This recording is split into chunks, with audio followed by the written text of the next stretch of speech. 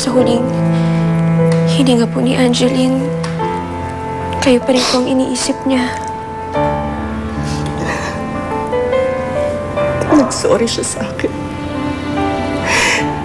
Gusto niya na akong iwan. Kasi mahal na mahal niya ho kayo. Mahal na mahal ko, anak ko. Mahal na mahal ko, anak ko.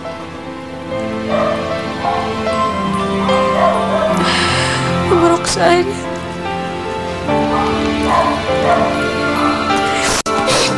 Sorry po. Nakakonsensya ho ako. Nabuhay nga ako dahil sa puso ng anak niyo. Pero ang kapalit naman po nun yung pagluluksan niyo, Ma'am Roxanne. Ma'am Roxanne, buhay nga ako, pero malungkot naman po kayo.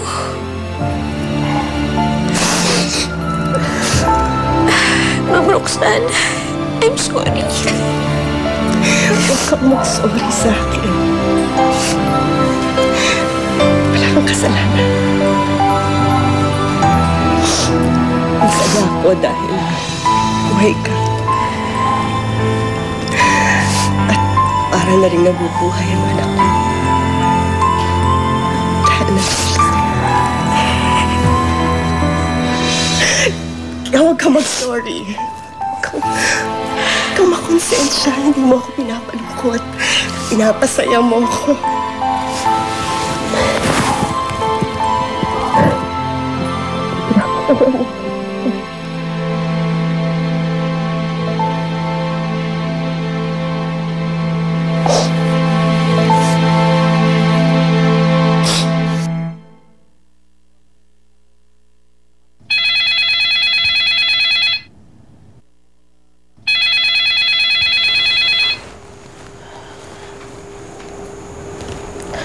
Hello?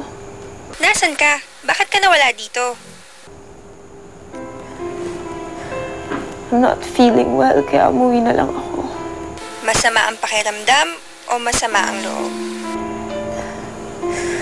Both. Sabi ko naman sa'yo, di ba? Huwag ka nang umasa. Ganyan talaga ang mga magulang. They sometimes disappoint. I know. Kaya naman di na ako aasa ulit.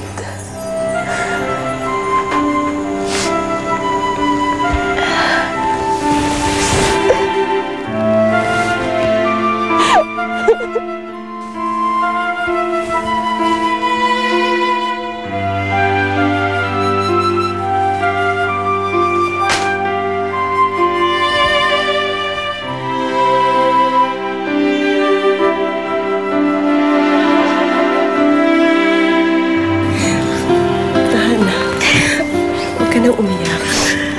Huwag kang maawa sa akin. Baka makasama sa'yo. Tama na. Teka muna. Kailangan ng tinatanong ko sa'yo kung anong nakakapagpasaya sa'yo. Ano bang nakakapagpasaya sa'yo? Nakakapagpasaya po sa akin. Simple lang naman po akong tao. Madali lang po akong sumaya. At madali ka ring umiyak. Teka nga. Sagutin mo ko, ano-ano ba ang mga nakakapagpasaya sa'yo? Si Inay. Pinapasaya niya po ako. At saka si Fluffy. Yung boyfriend mo? Po? Nako, wala pa po akong boyfriend. Si Dennis po ba tinutukoy niyo? Ay, naku ma'am, hindi ko po boyfriend yon. Magkapatid lang po yung turingan namin. Mag-best friends. Eh kasi po, ayoko pa pong mag-boyfriend eh. Gusto ko pa pong makapagtapos ng pag-aaral.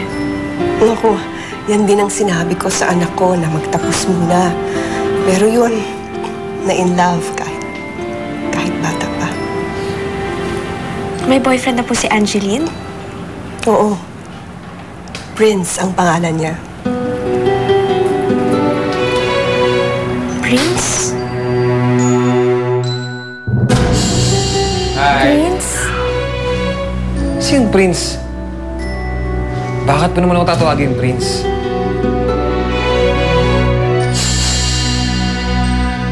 Kilala mo ba si Prince?